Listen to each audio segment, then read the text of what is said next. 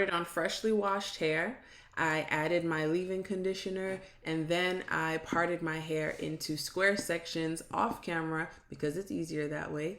And then I went ahead and prepped each strand by spraying it down, re-wetting it so that it's nice and sleek, adding my gel styler, and securing the base with a rubber band.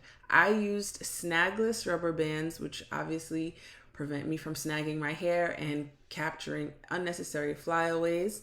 You want to make sure when you're doing this style to really get your hair at the base and to really make sure that your parts are as neat as possible, because they are going to be more visible because the rubber bands kind of lift your hair off of your scalp as opposed to traditional twisted styles. So you want to really make sure to focus on that. Again, comb each section all the way through so that it's perfectly sleek and neat.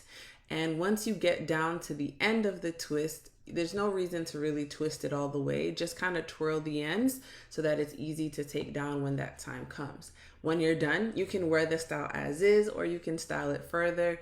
I chose to go for a half up, half down look, and here's the final version.